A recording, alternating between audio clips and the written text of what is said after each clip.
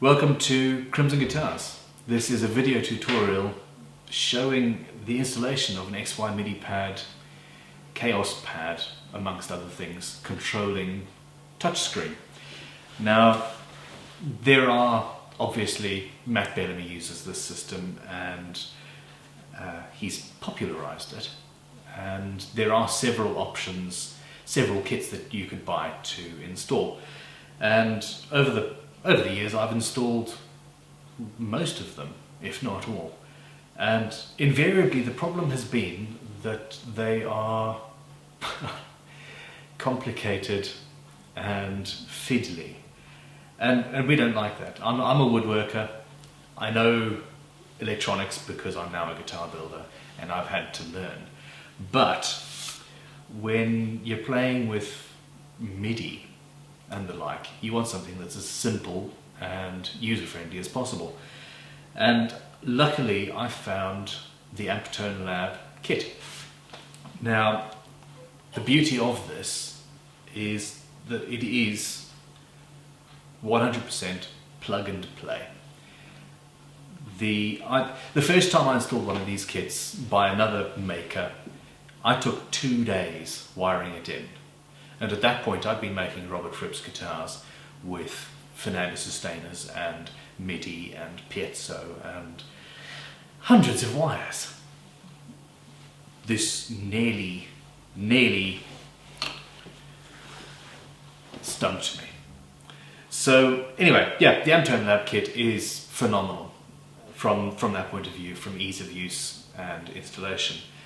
And as long as you can use a router and the odd template, then, well, watch the tutorial and see. So we're at the next stage. I've still got the cheap rubbish, well, it's not necessarily rubbish, but it's certainly cheap pickup that came with the kit, but I've put it into, Howard has put it into the better quality bridge system that we're using. The next stage is that Howard needs to figure out exactly where the bridge is going to sit. Now, we'll be putting the neck in place and going there. So we need to get the neck fitted, so I'm going to have to adjust the corners of this so that they fit into that badly routed slot. Then once we're able to put the neck in place, then we can figure out where the bridge needs to be so that we can calculate the scale length, position the bridge correctly before we get the templates in place and route the custom cavities for the XY and its controllers. So I'm going to do this first, and then we'll see if we can get it fitted in the body and go from there.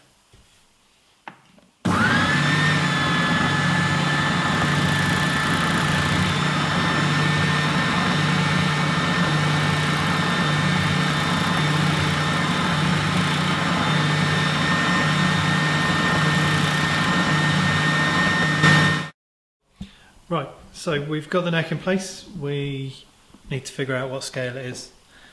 We've got someone else's fret ruler here. We're going to check. This is 25.5 ruler.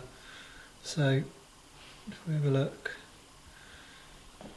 And 25.5 is what this neck is supposed to be. And actually, when you get down to 21, it's hanging off the end of the fret. So it's not quite 25.5. So I'm going to measure to 12th fret, and then we can just double that and we'll know what the scale actually is. And I'm stuck to a magnet, so I can't actually move. Good old pickups. So is that's your leverage bit. That is 3 BPM. is 323. We knew this was a cheap guitar. We knew this was an 80 quid instrument, and as such we are expecting some slight inconsistencies. I don't suppose I can really complain about the entire neck being a full millimetre off. Well, actually 1.1 millimetres off what it should be. The scale length of this guitar in millimetres works out at 646.6 millimetres. It should be 647.7. So, and for a scary minute there, I thought that from the way it was looking to my eyes, it actually looked like they were just higgledy-piggledy and there was no rhyme nor reason. I nearly stumbled over the word higgledy-piggledy. I think I need a drink of tea. So anyway, effectively this scale length is shorter than it should be, but at least it is still a scale length and they have used a formula to arrive at the fret positions.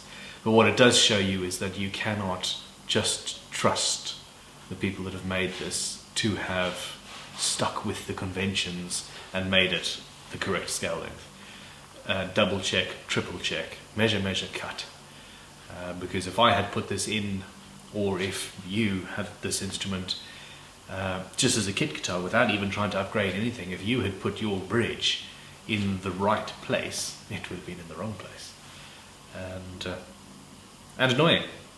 So anyhow, back to Howard, and he's going to find out where the bridge should be.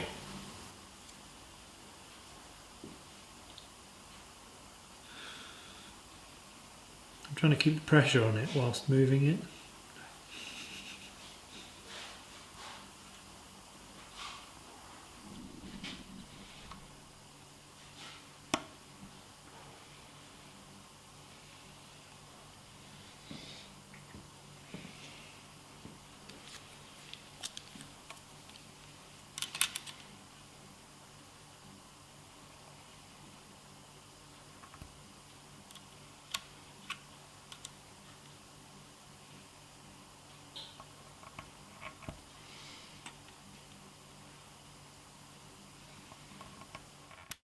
So as you can see, the neck, and as you probably suspected, because we've just increased the depth of the top by a top, the neck is too deep inside the pocket.